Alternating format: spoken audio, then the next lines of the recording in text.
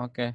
Silakan kalau lagi yang nggak keperluan atau yang lagi nyantai boleh dinyalakan kameranya, tapi kalau misalnya lagi memang tidak bisa menyalakan kamera tidak apa-apa, nyantai aja. Ini gue nggak tahu mati apa enggak. Terus apa lagi ya? Yang orang bego.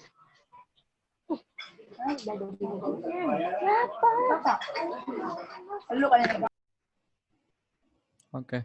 Ya, materi hari ini tentang gizi kerja. Oke. Ya, tentang gizi kerja. Oke, kenapa sih gizi kerja itu perlu? Ya, gizi kerja itu kenapa perlu? Karena salah satu bentuk perlindungan kesehatan kerja adalah dengan program gizi kerja dan penyelenggaraan makanan di tempat kerja. Kenapa? Karena semakin baik kualitas gizi pekerja, otomatis produktivitas kerjanya juga akan baik juga. Kenapa? Karena tadi pekerja tersebut tidak akan gampang sakit, pekerja tersebut akan semangat dalam bekerja, otomatis produktivitasnya juga akan meningkat. Nah, pemberian makanan di tempat kerja itu penting karena untuk melindungi tenaga kerja dari berbagai penyakit sehingga tingkat kesehatan tenaga kerja dapat ditingkatkan. Secara langsung apabila tenaga kerja mendapatkan konsumsi makan yang sesuai dengan jenis atau beban kerjanya, maka produktivitas kerjanya juga akan optimal. Nanti akan kita hitung ya, dengan beban kerjanya sekian, tapi beda ya, beban kerja dengan beban hidup beda ya. Saya yakin beban hidup kita lebih berat ya, jadi itu oke. Nah, berikutnya dengan BB sekian, pekerjaannya ini, jenis kelaminnya ini, nanti berapa sih kebutuhannya nanti kita hitung di di slide berikutnya. Nah, secara tidak langsung apabila kebutuhan makanan tenaga kerja setiap hari terpenuhi sesuai beban kerjanya, maka kesehatannya akan terpelihara sehingga tingkat produktivitasnya juga akan dapat dipertahankan. Saya minggu lalu sudah jelaskan ya sekilas. Kurangnya masalahnya kenapa sih? Karena kurangnya pemahaman dan perhatian pengusaha maupun tenaga kerja. Tidak banyak perusahaan yang memikirkan tentang pentingnya penyediaan makanan di tempat kerja. Ya, eh, makanan itu sering diberikan dalam bentuk uang. Kemarin minggu lalu saya sudah jelaskan. Jadi tempat penelitian saya itu salah satu perusahaan mebel yang cukup besar karena mebelnya itu diekspor. Nah, pekerjanya apa? Mereka setiap hari itu dikasih uang 10.000. 10.000. Kemarin saya sudah cerita. Mereka itu 10.000 dijadikan apa? Sebagian besar 10.000 itu mereka jajannya ke angkringan. Angkringannya itu beli rokok batangan atau rokok eceran 2 atau 3 batang, sisanya buat makan nasi kucing. Jadi itu nggak terpenuhi. Jadi mereka akibatnya apa?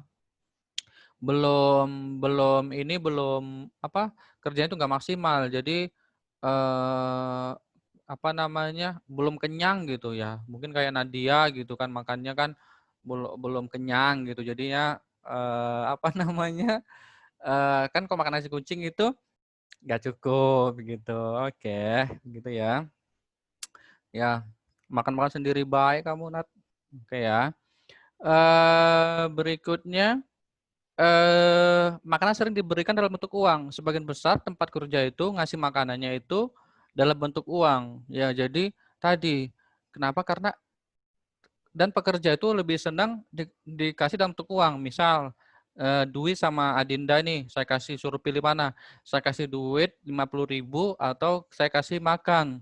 Wah, duit aja Pak, duit Pak gitu. Kenapa? Karena tadi 50.000 kayak Dwi atau Adinda mending beli gado-gado yang 10.000, 40.000-nya bisa buat kuota, bisa buat pulsa. Bener ya?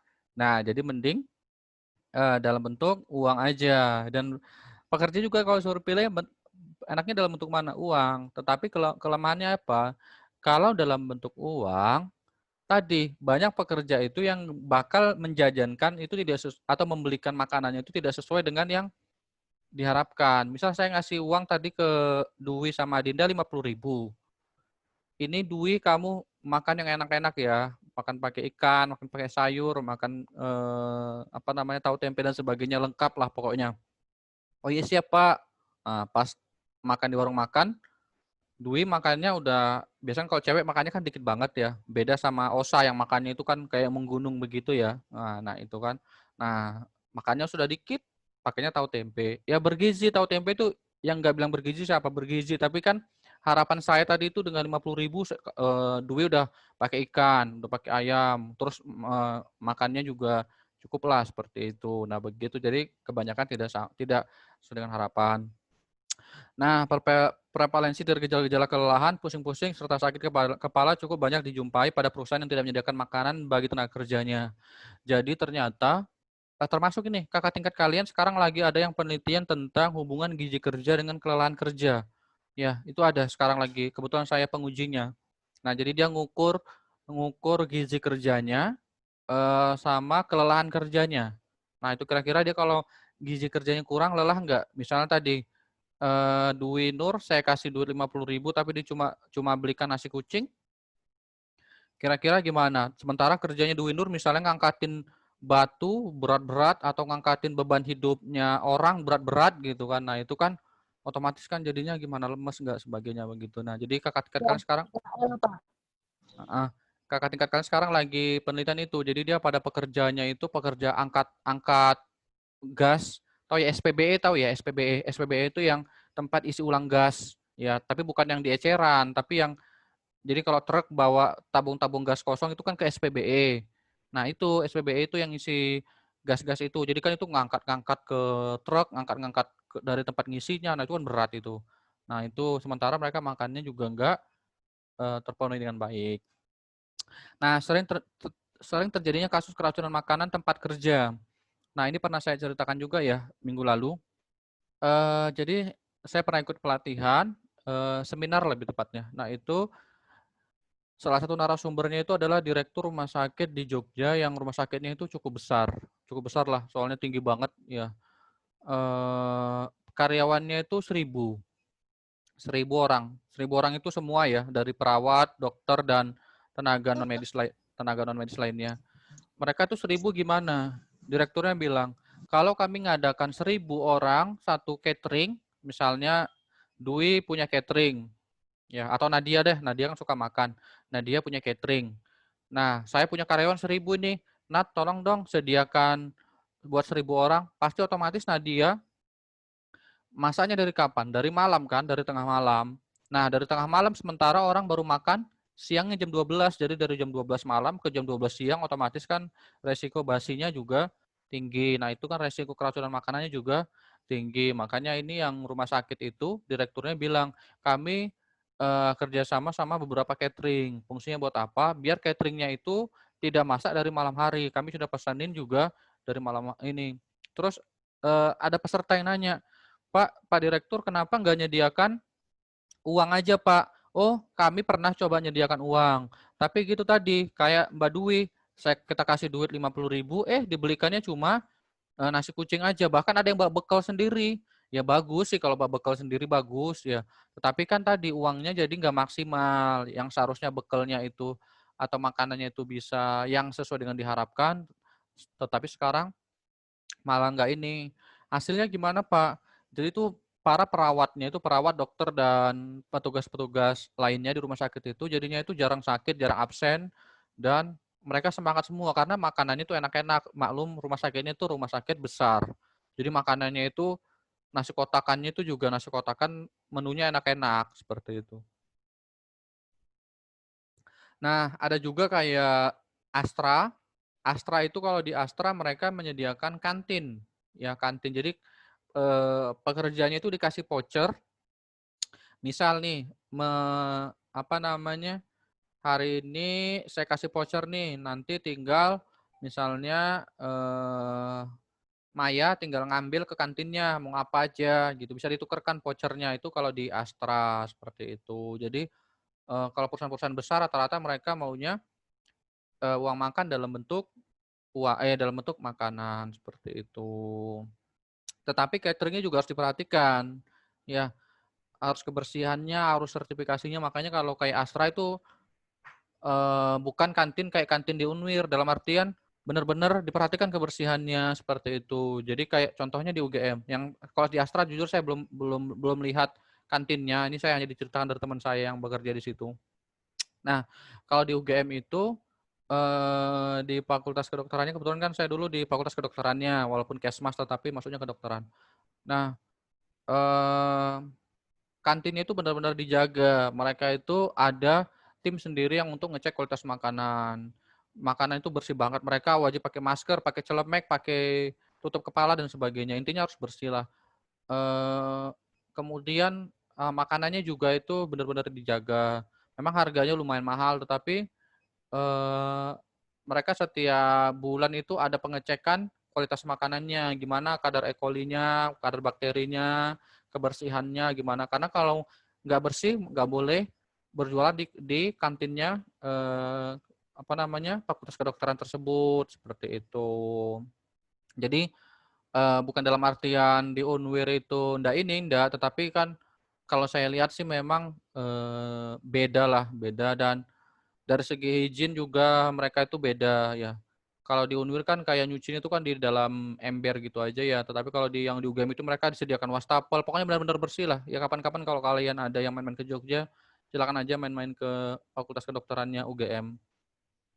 Tuh. Berikutnya, nah peraturan perundang-undangannya.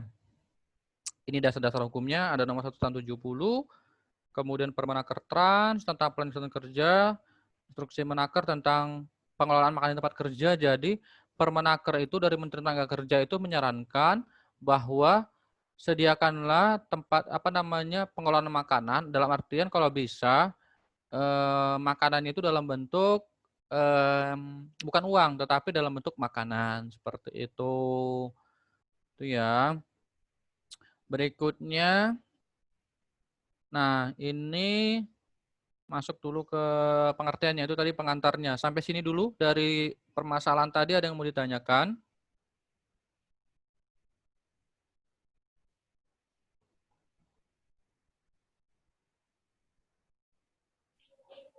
Bapak mau tanya, Boleh. kan aku pernah lihat ada koki itu berhijab ya Pak, tapi dia ada yang pakai penutup kepala juga Pak. Nah pertanyaannya tuh kalau misalkan udah pakai hijab, apa wajib pakai penutup kepala juga Pak? Oke. Sebenarnya kalau untuk hijab minimal sudah bisa nutup ya. Kenapa? Karena apa namanya? Biasanya kalau untuk sekelas-kelas restoran mereka memang pakai tutup kepala lagi, Us. Tapi sebenarnya nggak masalah, itu lebih baik lagi di double protection. Dulu saya kan skripsi saya kalau kalian yang kemarin ikut kuliah umum yang dengan stikers di Cirebon itu kan saya bilang ya, itu salah satunya itu adalah penelitian saya ngelihat para pekerja di warung burjonya itu pada pakai ini enggak celemek, terus pada pakai penutup kepala enggak, minimal topi atau apa. Jadi penutup kepala itu enggak harus yang kayak koki gitu enggak, tapi paling enggak mereka tutupin lah kepalanya. Jadi eh, biar apa namanya? Biar bisa seperti itu.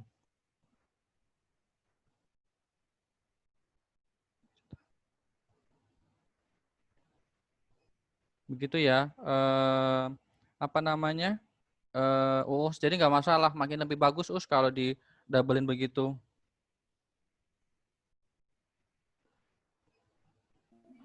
Terus? Kalau misalkan, ya Pak, hadir. Kalau misalkan di pabrik-pabrik itu Pak, kenapa pada pakai penutup kepala yang plastik itu Pak? Oke. Kalau yang di pabrik-pabrik itu ya. Nah, jadi kalau di pabrik-pabrik itu jadi kan kalau di pabrik itu mereka itu harus menerapkan yang namanya food safety. Food safety itu standarnya adalah ISO 22001. ISO 22001 itu tentang food safety atau keamanan makanan. Misal pabrik itu pabrik ciki-ciki. Ciki-ciki tahu ya, ciki-ciki makanan ringan. Nah, kalau misalnya buru-buru pabrik itu khususnya yang perempuan, mereka sambil garuk-garuk ketombenya ini terus berjatuhan ke bawah, otomatis kan itu enggak food safety-nya itu enggak aman. Nah, makanya ketika ketika apa namanya? Ketika di pabrik-pabrik mereka itu ada yang namanya menerapkan ISO 22001 tentang keamanan makanan. ISO apa namanya? ISO 14 sorry ISO 9001 tentang sistem manajemen mutu dan GMP. GMP itu tentang apa namanya? Standar keamanan makanan di industri makanan. Nah, kalau mereka mau dapat sertifikasi itu, mereka itu nanti diuji dulu sama tim audit.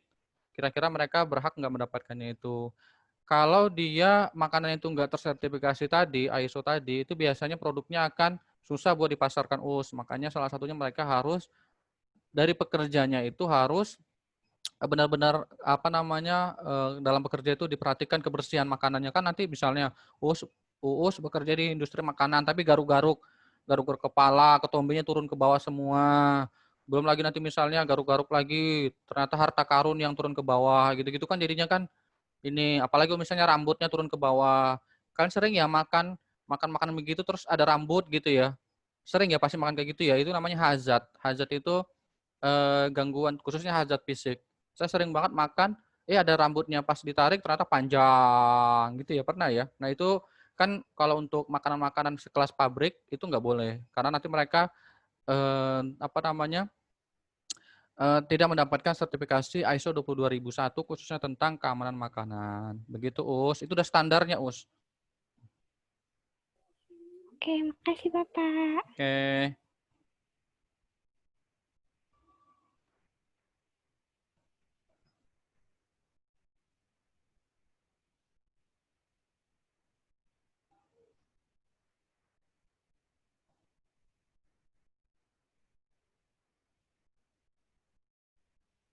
Oke, ada lagi yang mau tanyakan?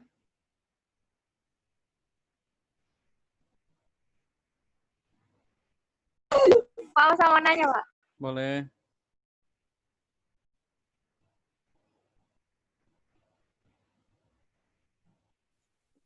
Pak, Oke.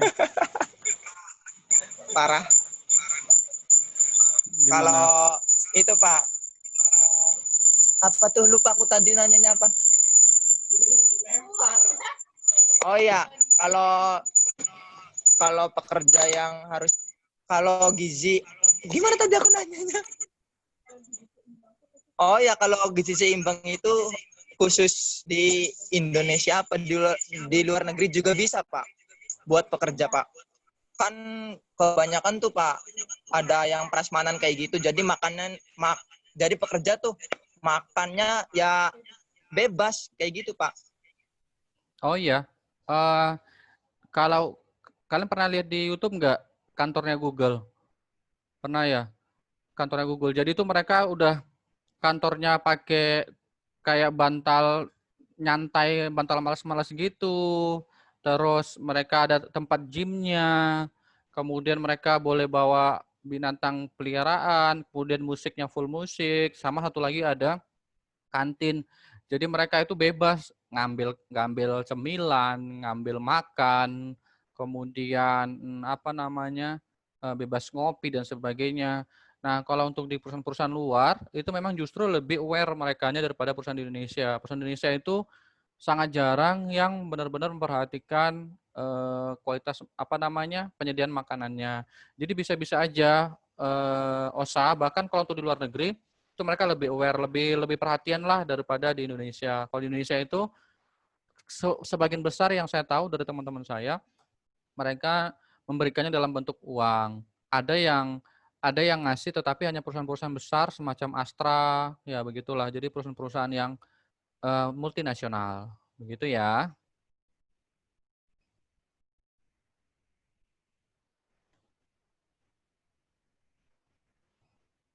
Ada lagi Osa?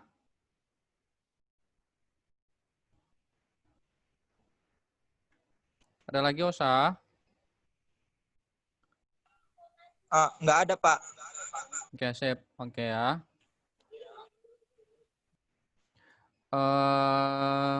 Berikutnya, definisi tenaga kerja. Tenaga kerja menurut Undang-Undang Nomor 13 Tahun 2003 tentang Ketenagakerjaan Tenaga kerja adalah setiap orang yang mampu melakukan pekerjaan guna menghasilkan barang atau jasa baik untuk memenuhi kebutuhan sendiri maupun untuk masyarakat. Itu tenaga kerja ya. Ini yang kemarin lagi dibahas di Undang-Undang Omnibus Law. Tentang tenaga kerjaannya itu di Omnibus Law yang banyak dirubah adalah Undang-Undang Nomor 13 Tahun 2003 tentang ketenaga kerjaan. Termasuk upah, termasuk cuti melahirkan dan sebagainya. Makanya ini kemarin yang banyak di demo itu adalah perubahan di Undang-Undang Nomor 13 Tahun 2003, tetapi kita tidak bahas lebih lanjut tentang Omnibus Law karena ini bukan mata kuliah di ini. Saya di semester 7 di mata kuliah perundang-undangan K3 bahkan kita debat untuk bahas ini Omnibus Law.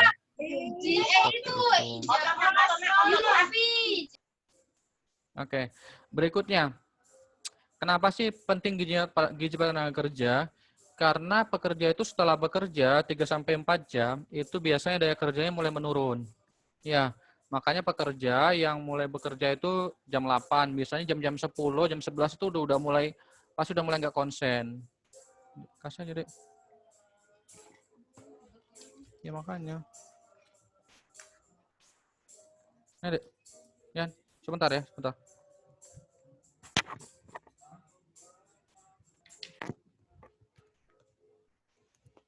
Ya, jadi setelah bekerja 3-4 jam itu daya kerjanya mulai menurun. Jadi agar lebih tetap produktif, makanya sarapan pagi secukupnya. Makanya kalian usahakan sarapan pagi sebelum beraktivitas, lagi kuliah itu sarapan pagi dulu ya. Karena sarapan pagi itu penting. Oke. Kemudian butuh istirahat dan makan bergizi setelah 3-4 jam bekerja. Makanya ada isoma jam 10-an, jam 11-an itu perlunya istirahat sebentar. Biasanya kalau di perusahaan-perusahaan itu jam 10, jam 11 itu istirahat sebentar. Ya kalau di perusahaannya orang tua saya itu jam 10-an para pekerja itu boleh pulang sebentar kurang lebih setengah jam untuk untuk makan di rumah. Ya kebetulan orang tua saya tinggalnya itu sama perusahaan itu cuma deket banget, jadi ya pulang ke rumah nanti balik lagi begitu. Itu fungsinya untuk kenapa? Karena tadi 3-4 jam itu orang sudah lapar. Jam 11 itu kan kita sudah lapar. Jadi itu perlunya itu. Kemudian makan makanan sehari-hari yang memenuhi kecukupan energi dan zat gizi. Kenapa pentingnya gizi pada tenaga kerja? Karena semakin gizi kerjanya baik, otomatis derajat kesehatan tenaga kerjanya itu meningkat. Ya, tadi baik itu zat gizi makronya yaitu karbo, protein, lemak dan sebagainya itu tercukupi. Derajat kesehatannya juga akan menjadi baik. Orang jadi jarang sakit, orang jadi jarang lemes, otomatis dia konsen, otomatis dianya menjadi semangat dalam bekerja. Kalian aja lah ya, kalau misalnya kemarin kuliah pagi jam 8, terus buru-buru misalnya kayak OSA, bangunnya kesiangan, nggak sempat sarapan. Pasti kan, aduh udah mata kuliah Pak Eko yang awal-awal kimia lagi hitung-hitungan, nggak sempat sarapan lagi gitu ya. Jadi kan lemes, jadi kan nggak semangat gitu ya. Nah itu pentingnya sarapan. Oke. Nah kalau produktivitas naik, otomatis juga produktivitas perusahaan juga akan baik juga seperti itu. Oke. Ini teori-teori tentang hubungan dengan gizi kerja dengan produktivitas. Ya, ini banyak, ada teori Haga, teori Karl and Muller, Darwin Karyadi, dan FAO. FAO itu food dan and organization. Jadi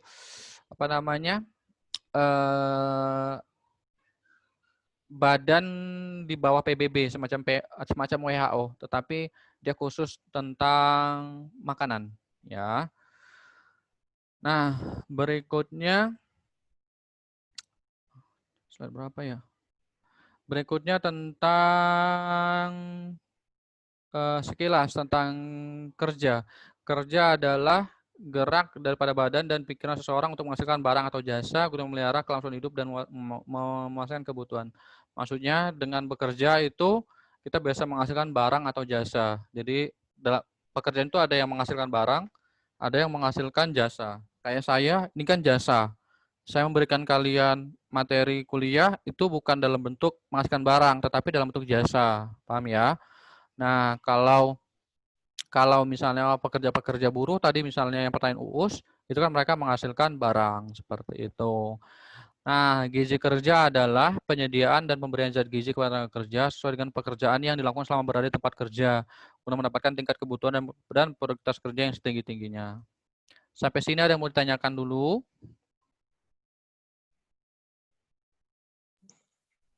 Pak, Cukup. mau nanya Pak. Boleh. Sebenarnya itu Pak, fakta dari begadang itu bikin gemukin badan apa ngurusin badan Pak? Oke, ya. Kenapa? Ganteng be orang gering. Kenapa kamu suka begadang, Ta?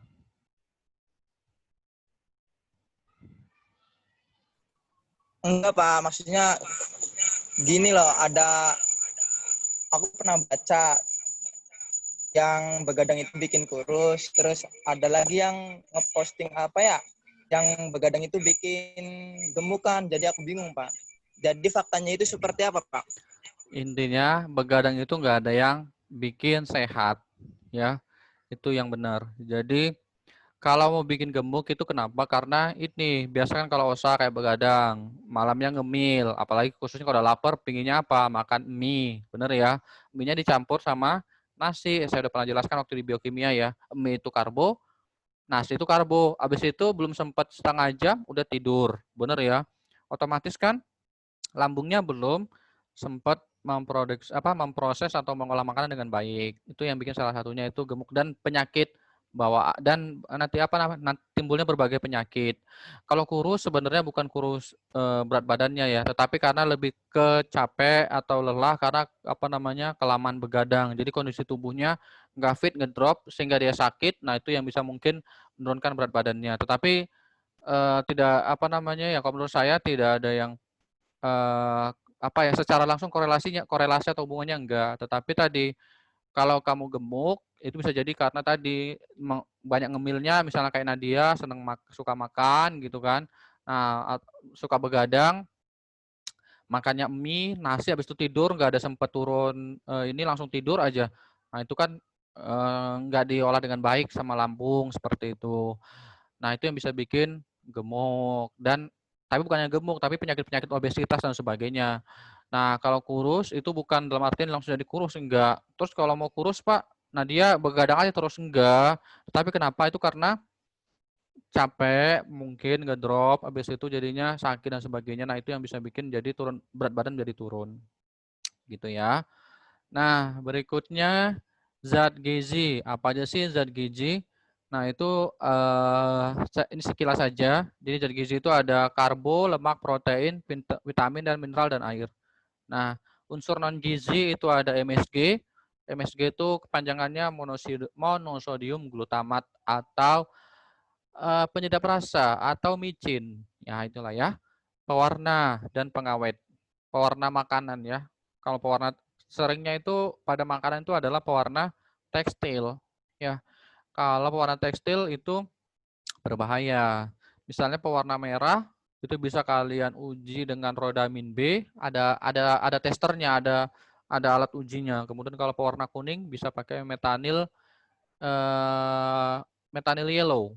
Nah, kalau pengawet itu bisa pakai formalin dan boraks. Ya nanti kalau kalian semester 5 itu saya kasih prakteknya tentang menguji formalin dan boraks pada makanan. Tapi nanti ya. Fungsi zat gizi itu untuk zat sebagai tenaga, khususnya itu di karbo, ya.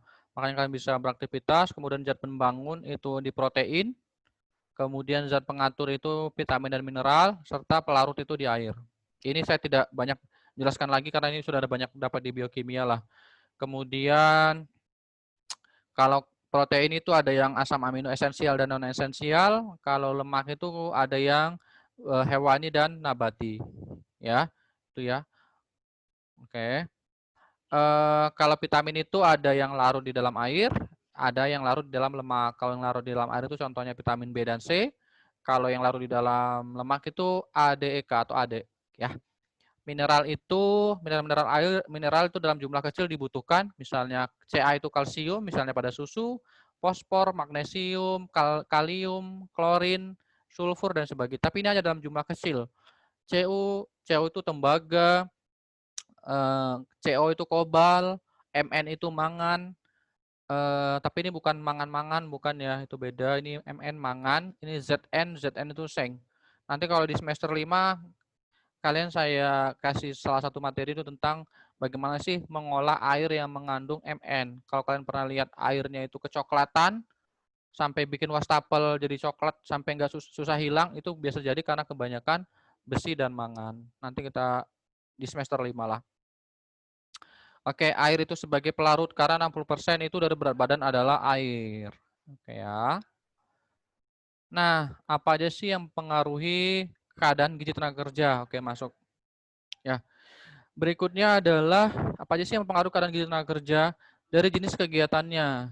Jenis kegiatan itu ada yang kegiatan ringan, sedang, dan berat. Oke. Nah, faktor tenaga kerja. Ketidaktahuan pekerja, ya, atau dia tahu tapi tidak mau tahu. Tadi misalnya saya kasih duit Dwi saya kasih duit 10.000. Sebenarnya tahu kalau angkringan itu sebenarnya kurang baik lah gizinya, tetapi karena tadi mending lebih baik hemat daripada ini apa namanya, uangnya bisa dipakai buat yang lain. Nah, seperti itu.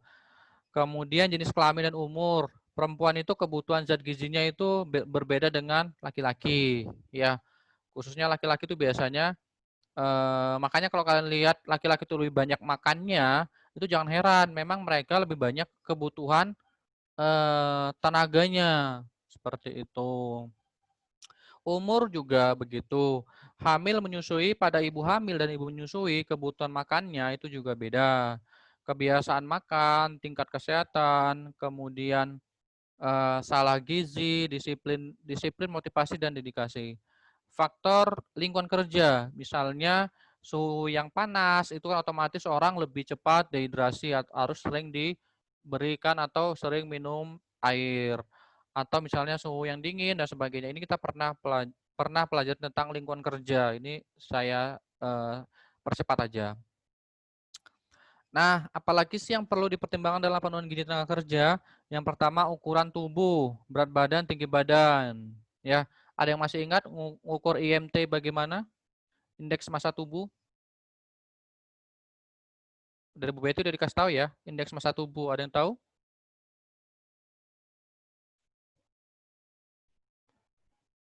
Ya, ngukur indeks massa tubuh atau IMT, idealnya itu adalah BB per TB kuadrat. Ya, BB per TB kuadrat. Oke. Nah, usia, jenis kelamin, kondisi sakit, hamil. Kalau yang kondisi hamil itu kebutuhannya 10% lebih banyak. Kemudian iklim dan lingkungan tenaga kerja, tingkat aktivitas, dan sebagainya. Ini kebutuhan energinya. Ini saya skip aja ya. Oke, aktivitas fisik. Yang masuk ringan itu misalnya jalan, membaca, mengemudi, belanja, bowling, mancing, golf, dan sebagainya. Oh, kalau yang cewek-cewek mau belanja seneng ya. Misalnya Maya, ya kan? Kalau ke mall, wow, seneng ya. Ambil, seneng, ya kan? Nah, itu ringan. Itu jadinya ringan. Tetapi kalau yang laki-lakinya, misalnya Osa nemenin Maya belanja, ambil. Osa yang bawa di belakang berat. Belum lagi Osa yang ngeluarin duitnya, aduh berat banget ini. Maya ngambilnya banyak banget lagi tuh ininya, gitu. Itu kalau laki-laki jadinya berat itu kalau belanja. Benar ya. Makanya nanti kalau ini kan sering muncul meme ya. Kalau yang kalau lagi ke mall belanja, biasanya laki-laki itu di mana? Pasti di dekat eskalator. Kenapa nungguin? Malas, ya kan, ikut-ikut. Ya kan? Ya, jadi gitu, karena kalau laki-laki jadinya berat, tapi secara umum itu ringan ya, seperti itu. Oke. Nah, yang sedang misalnya sepeda gembira. Sepeda gembira itu bukan sepedanya terus gembira gitu enggak ya, tapi sepeda santai. Oke. Menari, poli, badminton itu sedang. Ya. Berat itu jogging, main ski, pertandingan tenis, naik gunung dan sebagainya itu berat. Apalagi kalau naik gunungnya sendirian, gak ada pasangan, itu makin berat, ya kan? Oke, sangat berat, sepak bola, bola basket dan sebagainya, berat sekali, bola tangan, lari cepat, tapi ini tidak lebih berat daripada beban hidup, iya kan? Oke.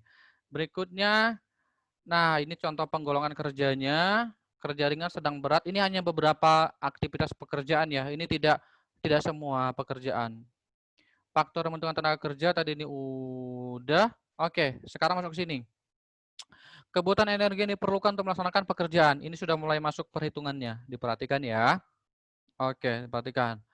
Ada yang namanya metabolisme basal. Metabolisme basal itu adalah energi minimal yang diperlukan untuk melaksanakan hajat biologis selama 24 jam. Maksudnya metabolisme basal adalah berapa sih energi yang diperlukan oleh seorang manusia untuk beraktivitas selama 24 jam. Mulai dari dia bangun sampai tidur lagi, itu berapa keperluannya. Itu namanya metabolisme basal. Oke.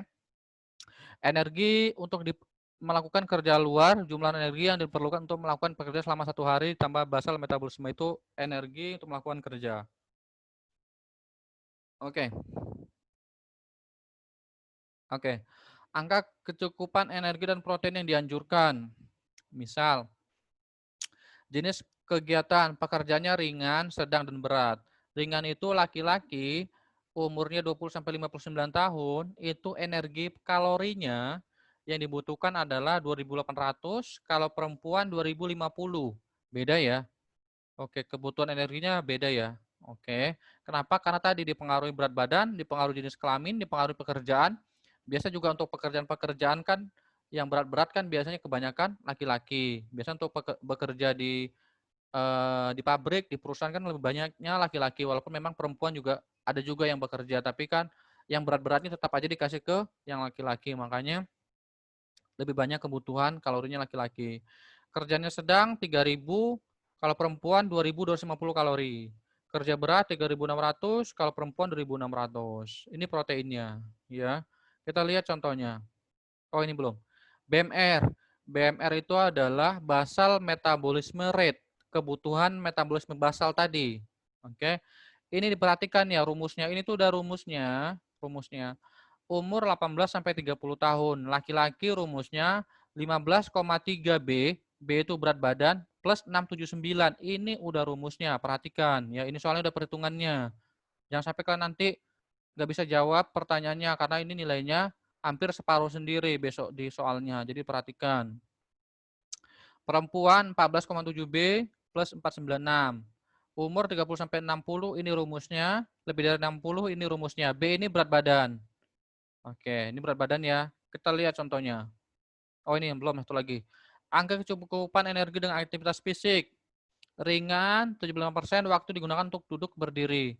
25% waktu digunakan untuk duduk dan bergerak. Ini mana yang paling dominan digunakan?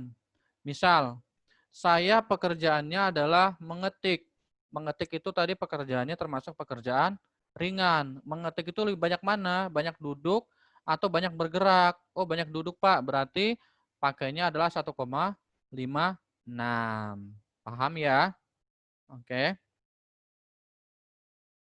Oke, kalau dia lebih banyak yang 20% ya pakainya 1,55. Kita lihat contohnya. Oke, perhatikan ya, saya punya contoh soalnya ini. Hitunglah kebutuhan energi seorang tenaga kerja. Pekerjaannya itu jenis kelaminnya laki-laki, bekerja sebagai tukang ketik atau aktivitas ringan, umurnya 25 tahun, berat badannya 62 kg. Itu pertanyaannya. Saya pertama cari kebutuhan basal metabolismenya. Tadi rumusnya kebutuhan basal metabolisme. Kebutuhan basal metabolisme. Ini rumusnya. Tadi usianya berapa tadi? 25 tahun. 18 sampai 30 tahun. Berarti masuknya ini rumusnya. Tadi laki-laki apa perempuan? Tadi laki-laki apa perempuan tadi? Laki-laki. Benar ya, laki-laki ya. Oke, laki-laki. Berarti rumusnya ini. Benar ya? 15,3 B. 15,3 dikali B plus 679 itu udah rumus. Berikutnya apa? Kita masukkan 15,3 berat badannya berapa? 62 dikali 62 ditambah 679. 62-nya ini dari berat badan yang tadi 15,3 B sama dengan hasilnya 1627,6 kalori. Oke. Berikutnya Saya mau cari berapa sih kebutuhan energi total dengan aktivitas mengetik, kebutuhan energi total dengan aktivitas mengetik. Misal, nah, mengetik tadi, dia termasuk misalnya, di mana ya, kita lihat dia ringan, mana ya, mengetik itu ringan. Lihat ringan itu dari sini. Nih, kerja ringan itu mengetik. Misal saya besok pertanyaannya pekerjaan administrasi, berarti ringan. Oh, misalnya saya pertanyaannya pekerjaan itu memompa, berarti dia pekerjaannya sedang. Nanti kan lihat dari sini dulu ya. Ini tabel yang kerja ringan, kerja sedang, kerja berat. Nanti kan lihat dari sini dia itu dulu. Jadi dia termasuk ringan, sedang atau berat. Karena nanti beda. Perhitungan ringan, perhitungan sedang, dan perhitungan berat. Misal tadi dia itu mengetik termasuk pekerjaan ringan. Ya, pekerjaan ringan. Ringan itu misalnya rumusnya tadi kalau ringan dan ini ringan ya. Kalau ringan, sedang, dan berat. Oh, ternyata tadi mengetik dia termasuknya ringan. Mana yang banyak di aktivitasnya? Ternyata dia banyaknya untuk duduk ya. Jadi kalau dia lebih banyak dia stagnan atau dia berdiam diri, duduk dan berdiri, tapi berdirinya itu hanya tidak bergerak, tidak mobile kemana-mana, berarti yang pakainya ini 1,56. Ya. Oh Pak, tadi misalnya dia itu memompa Pak. Memompanya apa dia? Memompanya dia berdiri Pak. Berdiri. Tetapi dia hanya fokus pada pekerjaan, hanya memompa aja Pak. Nggak ada yang lain. Berarti ini aktif pada pekerjaan tertentu. Berarti pakainya 1,70. Makanya nanti itu diperhatikan pekerjaannya apa. Nah, masuk tadi rumusnya 1,56. Rumusnya adalah kalau kebutuhan energi total adalah hasil dari sini aktivitas fisiknya dikali hasil dari kebutuhan basal metabolismenya. Oke. Hasilnya adalah 1,56 dikali 1627,6. Hasilnya 2539,1 kalori. Nah, kita sudah dapat nih energi yang diperlukan. Sekarang kita harus cari berapa sih energi yang harus dihidangkan. SDA itu energi yang harus dihidangkan. Cara mencarinya adalah rumusnya. Sebentar. Sini tadi ada nggak rumusnya sebelumnya?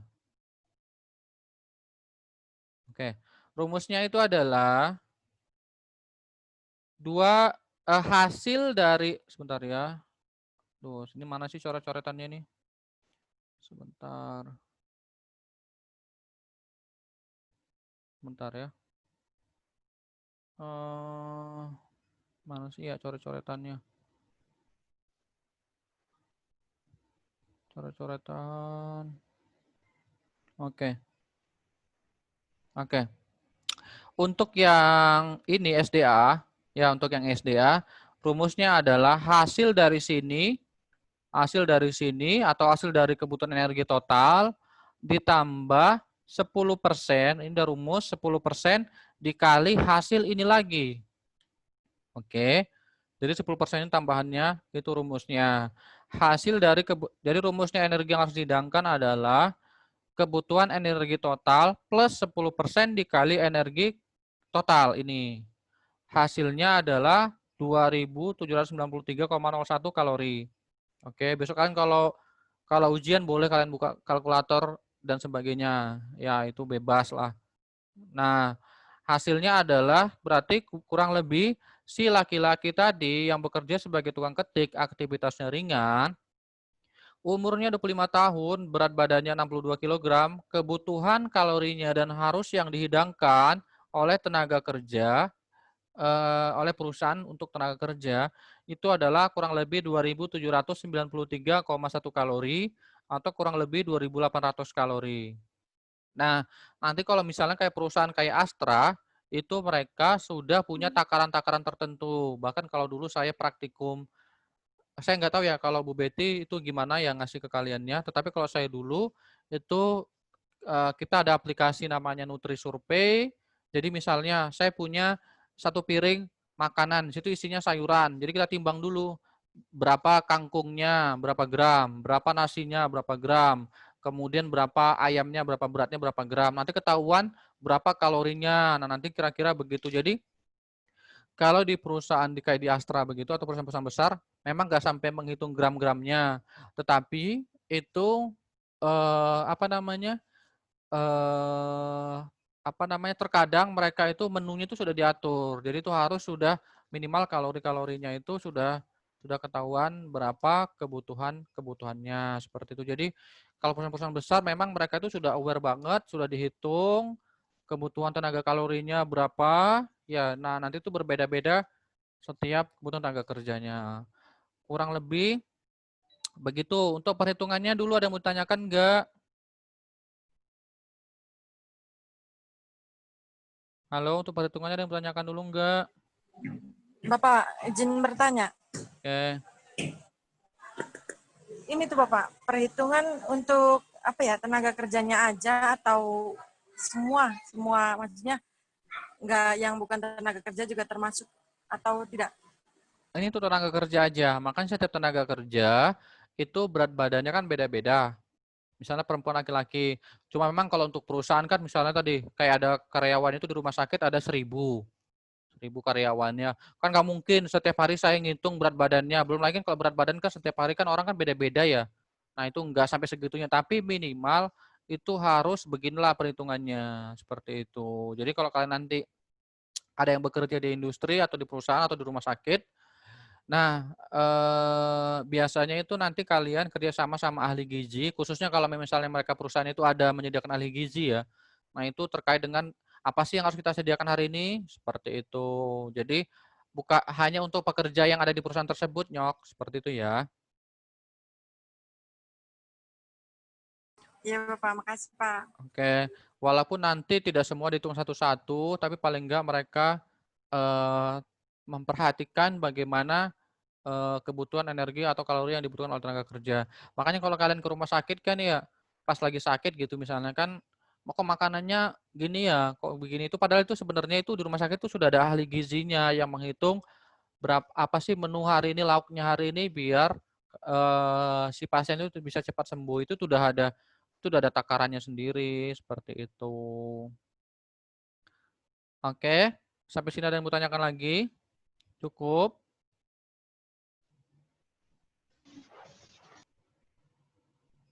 Ada? Ica, Uus, atau yang lain ada yang mau tanyakan?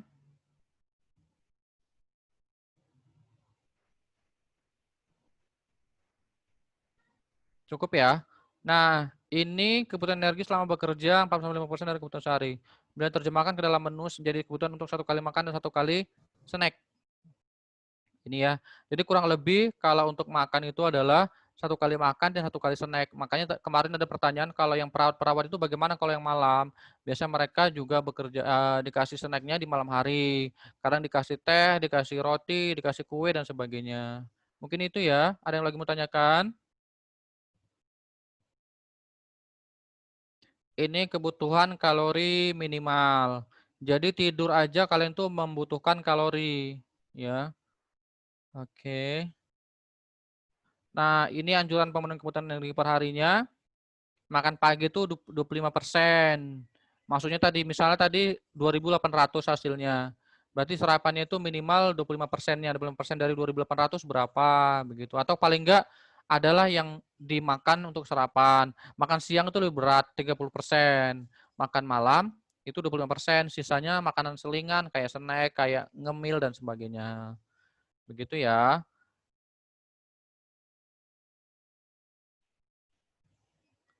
Oke, ini bisa kalian baca aja ya. Ini untuk pekerjaan malam. Nah, ini yang kemarin ada pertanyaan kalau perempuan bagaimana? Ini ya, dalam Permenaker nomor 224 tahun 2003, makanan dan minuman tidak dapat diganti dengan uang. Pasal 3 ayat 2. Ya, jadi memang sebaiknya perusahaan atau rumah sakit itu tidak memberikan makanan dalam bentuk uang. Seperti itu.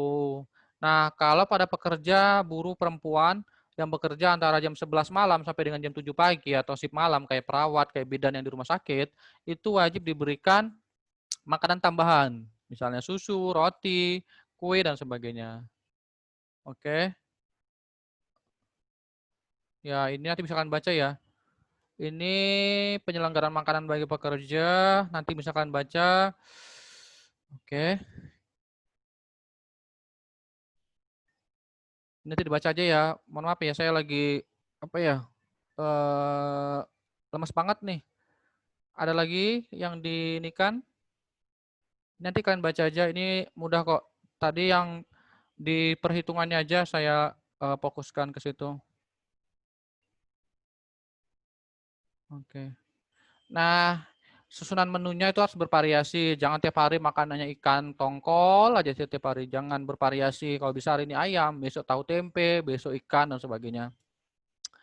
Sekarang itu makanan itu tidak 4 sehat 5 sempurna ya, tetapi gizi seimbang ya. Kemudian rasanya enak, menarik dan sebagainya. Bahan makanan yang biasa dimakan. Nah, ini kurang lebih kebutuhan kalori setiap orang. Tadi misalnya kebutuhan kalorinya itu 2.400 ya. Misalnya jam 10 itu 660 sampai 760 kalori. Misalnya nasi satu setengah centong, telur satu, tumis tempe dan sebagainya.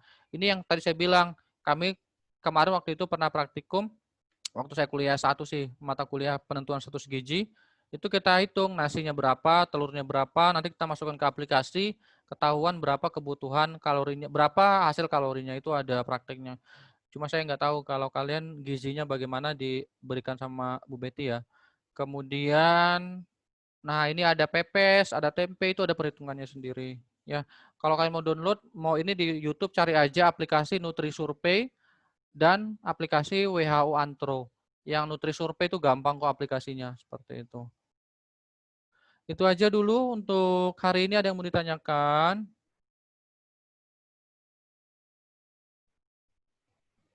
Halo, untuk hari ini ada yang mau tanyakan?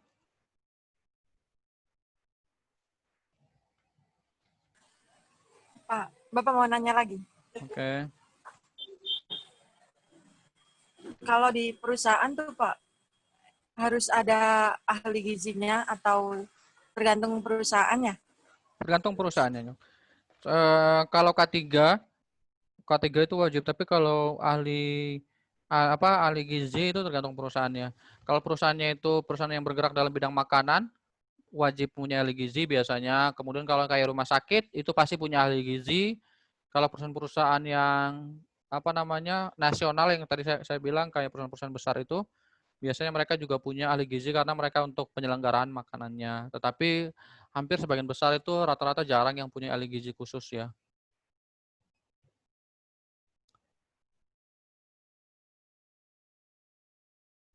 Oke, gitu. Ada yang mau tanyakan lagi?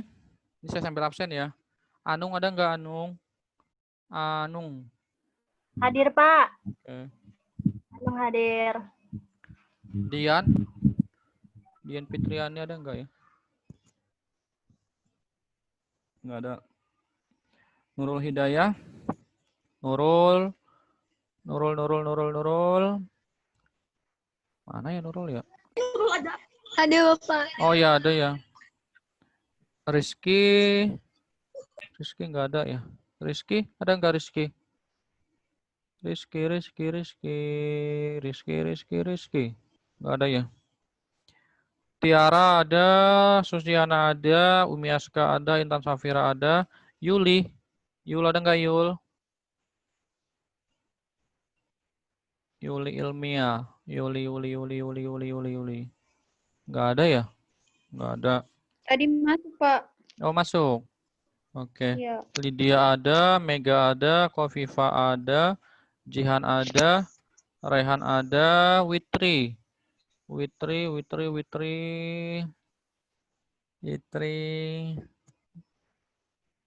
ada ya. Intan Apriliana. Hadir, Pak. Nadia, oke, ada.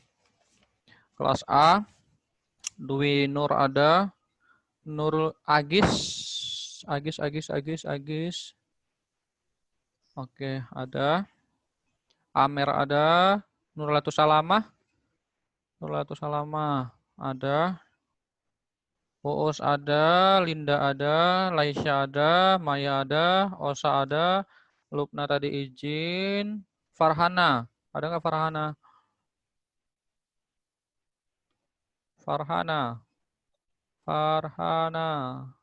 Nggak ada ya? Nggak ada. Nggak ada. Dwi Ratih Ada. Adiatul ada. Nurlatul Faujiyah. Laila ada nggak, Lel? Nurlatul Faujiyah. Nurlatul Faujiyah. Nggak ada ya? Nggak ada. Oke. Ilham Febrian ada. Ilmi? Hadir, Pak. Ya, Ilmi ada nggak Ilmi? Hadir, Pak. Oke. Encis ada. Oke. Oke, itu aja ya untuk hari ini ya. Nanti yang setelah materi perhitungan silakan kalian baca aja ya. Soalnya saya lagi lemes banget nih. Pak, Apa? ini di-record nggak? Di-record kenapa? Gitu. Ya, mau nyimak ulang, Pak. Ampura tadi habis dari sawah. Yakin kamu mau nyimak ulang? Saya dari kemarin UTS ngirim link ke YouTube juga nggak ada yang nonton, cuma 2 tetap. Nyimak ulang dari awal lagi, Han. Emang bapaknya mau, Pak, dari awal kita buka Zoom terus kayak gitu dari awal gitu, Pak. Boleh. Ya kalau cocok aja, kalau cocok bayarannya sih nggak apa-apa. Bener, Pak. Oke. Jangan Itu ya. gitu, Royhan. Brian, diskon, Pak. Itu kopi, Pak, tahun baruan. Oke, siap. Ya silakan datang ke ini, ke apa namanya, ke kafenya Brian kalau kalian mau ini ya. Oke. Nanti dari Tapi nggak Ya, diskon, silakan Pak. Tadi mampir. udah ketemu orangnya. Siap. Ya Nggak silakan kalau diskon malah. Oke, kalau kalian mau diskon silakan. Saya juga mau sih kalau diskon. Nah, Oke. kan Oke ya. 50%, Pak. Brian, buy one get one. Oke. Oke, itu aja ya untuk yang tadi setelah materi perhitungan. Silakan nanti kalian baca aja, itu insya Allah bisa dibaca kok ya. Jadi bisa dipelajarin lagi. Soalnya saya dari pagi belum berhenti nge-zoom, jadi kok lemes banget gitu ya. Jadi silakan nanti dipelajarin aja. Nanti kalau yang hitung-hitungannya masih ada yang belum ngerti, nanti silakan tanya saya lagi aja. Nanti ini saya sambil record, nanti kalau sempat saya upload ke YouTube. Mungkin itu aja untuk hari ini ya. Dan ini tuh materi terakhir, pertemuan terakhir. Terima kasih atas perhatiannya. Mudah-mudahan bermanfaat selama perkuliahan ini. Kalau misalnya ada yang kurang berkenan atau ada yang salah-salah kata saya dalam menyampaikan, saya mohon maaf. Gimana? Nggak ada tebak-tebakan nih, Pak. Nggak ada. Nggak tebak-tebakan. Ya, nggak ada. Boleh. Kenapa kucing kalau nyolong itu nggak dipenjara, Pak? Iya, karena nggak ada penjara kucing. Salah.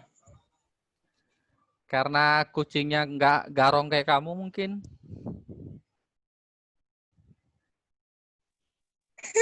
Dikit lagi, Pak. Oh, karena kucing nggak wrong, nggak pernah salah. Kucing nggak wrong, betul? Betul. Oke, itu aja dulu ya. Saya lemas banget nih. Terima kasih atas perhatiannya. Mohon maaf kalau ada salah-salah kata. Nanti kalau ada yang masih ini, silakan tanya lagi di grup. Terima kasih. Kalau bentuk soal UASnya online ya. Terima kasih. Mudah-mudahan bermanfaat. Saya akhiri. Wassalamualaikum warahmatullahi wabarakatuh. Terima kasih. Terima kasih.